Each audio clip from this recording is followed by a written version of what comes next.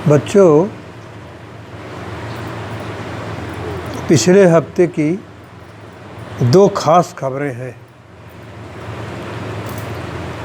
जो हमने पेपर में देखी या मीडिया में देखा।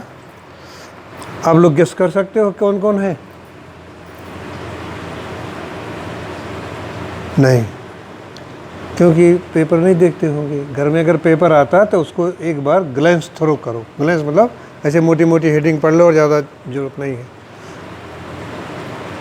एक तो वो ज़रूरी है। दूसरा, समाचार टीवी पर जो आता है, खास करके दूरदर्शन वाला 9 बजे का, हो सके तो सुना करो। उससे देश दुनिया के बारे में पता चलेगा, जनरल नॉलेज बढ़ेगी। दो खास खबरें हैं। एक तो भारत और पाकिस्तान की लड़ाई, और उसमें जो खबरें आ रही हैं, आप लोगों ने एक शब्द सुना होगा, मिसाइल। है मिसाइल कोई मतलब घातक हथियार है। और विचित्र बात ये हुई कि लड़ाई तो बड़ी लंबी चलती है। देख रहे हो 3 साल 4 साल से चल रही रूस की और यूक्रेन की, लेकिन ये 3 ही 4 दिन में ख़त्म हो गई, क्योंकि इनकी टेक्नोलॉजी बहुत सटीक थी। है जो इतना दिन में नहीं चाहिए होता, इन्होंने 3 दिन में अचीव कर लिया मिसाइल। और दूसरी खबर अभी 2-3 दिन की है, CBSE के रिजल्ट आए हैं। तो जैसे जितने भी रिजल्ट आए बच्चों के इंटरमीडिएट रिलेटेड या IAS PCS, लड़कियों ने ही बाजी मारी है भाई। है क्यों? क्योंकि ये इनके पास फालतू टाइम ही नहीं है, मतलब उठपटांग करने का, जो लड़कों को उपलब्ध है, क्योंकि उनको स्वतंत्रता है। और लड़कियों की तो बड़ी देखभाल होती है ना, क्यों देर किया, कहाँ गई, की तो सब टाइम देती हैं। तो अखबार की ये हेडिंग हमको बड़ी अच्छी लगी।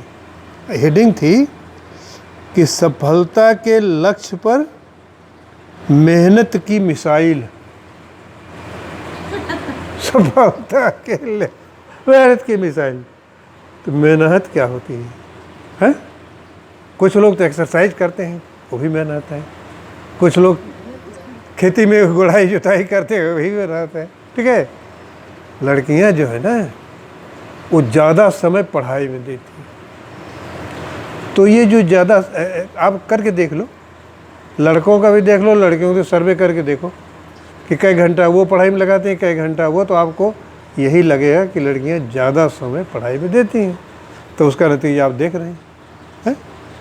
स्वाभाविक है, ऐसा कुछ नहीं कि बहुत ब्रिलियंट हो आप और उसके लिए मतलब बहुत ज़्यादा माथा पच्चे करना, कुछ नहीं, बस साधारण तरीके से। अच्छा, उसके बाद इस हेडिंग के नीचे बताया गया था, बच्चों के अनुभव ये सब बताए गए थे। तो एक चीज़ हमारा ध्यान आकृष्ट किया, वो संकल्प।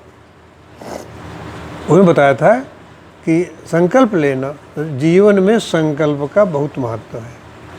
संकल्प क्या है कि हम ये बनेंगे, हम ये करेंगे, हम वो करेंगे, हम रोज़ पढ़ेंगे, हैं, पहले होमवर्क कंप्लीट कर लूँगा।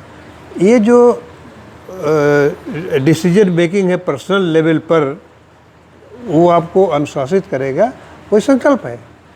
अगर एक बार आपने डिसाइड कर लिया कि हम ये सरिता जी वाले सत्संग में तो ज़रूर जाऊंगा चाहे कुछ भी हो जाए, तो फिर कुछ नहीं करना है भाई, आपको सिर्फ आना है। उसके बाद क्या होना है वो अनुभव की बात है, सबका अलग अलग होगा, जिसकी जैसी सिंसियरिटी होगी। तो संकल्प पर हम अपने अनुभव से हमने सोचा, भाई पढ़ा तो अपना थिंकिंग आई विचार में। तो इस संकल्प के 2 मतलब हमें मेन पॉइंट लगे। पहला लगा कि हमें IAS बनना है, हमें डॉक्टर बनना है, ठीक है, या हम पढ़ के बिजनेस करेंगे, या अपना कोई इंस्टीट्यूट खोलेंगे, हैं। एक ये संकल्प। दूसरा, आप लगे रहो, 8वां पास किया, 9वां पास किया, 10वां पास किया, जैसे जैसे रास्ता मिलता गया आगे बढ़ते गए। हैं, मन में विचार आएगा, बहुत लोग हम तो IAS बन रहे हो, कहीं हम तो ये कंपटीशन करेंगे, वो कंपटीशन, तो आप सुनते रहो और अपना, लेकिन पढ़ते रहो, बढ़ते रहो। तो हमने ये देखा कि हमने दूसरा वाला था, हमारे जीवन में दूसरा वाला था, क्योंकि उस समय ज़माना इतना विकसित तो था नहीं, तो कोई गाइड करने वाला था नहीं, तो जो जैसे आया वैसे करते रहे।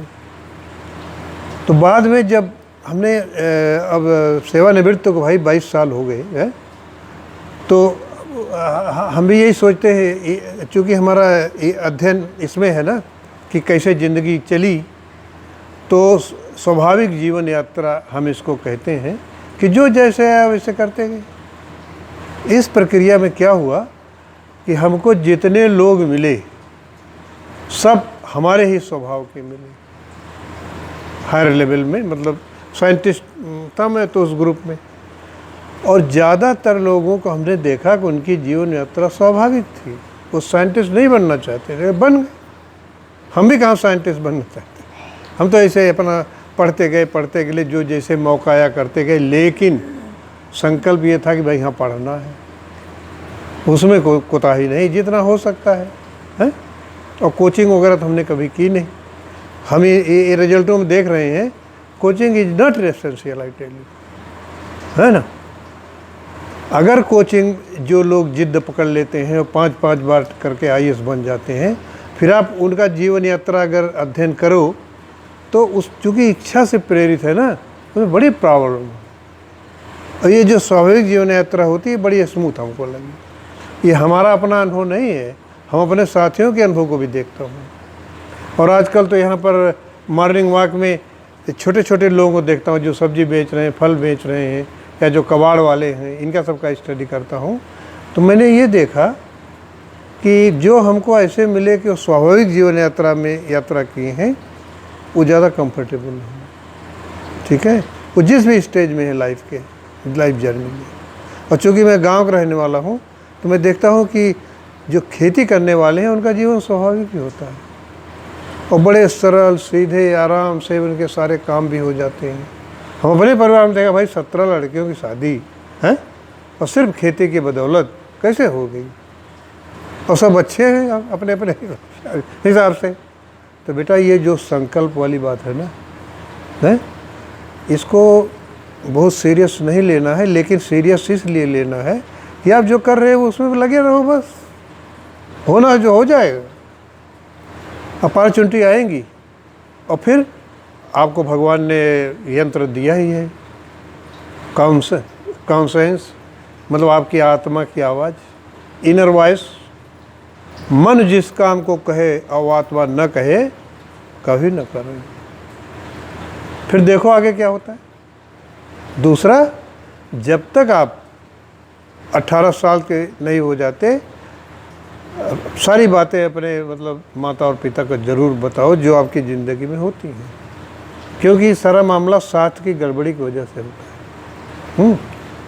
और धीरे धीरे जैसे जैसे आप आगे जाएंगे, आपको स्वतंत्रता मिलती जाएगी इंटरेक्ट करने के बच्चों से और आगे बढ़ने के उससे। ये बड़ा ख़तरनाक पीरियड होता है। उसके लिए इन्होंने जो डायरी प्रेस्क्राइब की है कि डायरी लिखने के लिए, तो वो डायरी आप लोग ज़रूर लिखें, उसे पॉइंट दिए हुए हैं, वो बचाएगा आपको। बल्कि सबसे ज़्यादा गड़बड़ी होती है जब 10th के बाद 11वीं 12वीं में जाते हैं बच्चे ना, वही बहुत मतलब गड़बड़ होने का चांस होता है। तो उनके लिए भी डायरी बनाना चाहिए, और उनके अनुभव से, या उन्हें बनवाना चाहिए, क्योंकि देखते हैं ना बच्चे कैसे बिगड़ जाते हैं। तो ये जो मिसाइल है ना आपका, मेहनत वाली मिसाइल, हमारा ध्यान अट्रैक्ट है। हमको सोचा आपसे बात करेंगे, ठीक है ना। इसके अलावा और क्या बात करें, अब बकिया तो बता ही रही हैं कि अगर आप अपने भगवान की एक इष्ट की याद करने की कोशिश करोगे तो ज़िंदगी में मज़ा ही मज़ा देखोगे। हाँ, बचाएगा आपको। कितने भी खतरे और परेशानी आएंगी, आप बचत होती चली जाएगी, लेकिन आपको मौक़ों कहाँ ढूंढे बंदे, मैं तो तेरे पास में झूठे खेल सच्चल हो के हिसाब से मान लो आपके साथ हमेशा वो है जो आपकी रक्षा कर रहा है। वही तो है ये साधना जो बताते हैं, ठीक है बच्चा। और नंबर कुछ आवे, कोई कंपटीशन नहीं, किसी से तुलना करने की ज़रूरत नहीं है। जो आपको आ रहा है कोई बात नहीं, उसको और इम्प्रूव करेंगे और इम्प्रूव करेंगे, जितना हो जाए वेरी गुड। ठीक है, इसमें कोई थ्योरी वोरी नहीं है, अनुभव की बात है।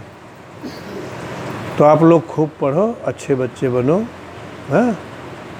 और अगर इस तरीके से चलोगे तो आप ज़रूर जीवन में सुख का अनुभव करोगे।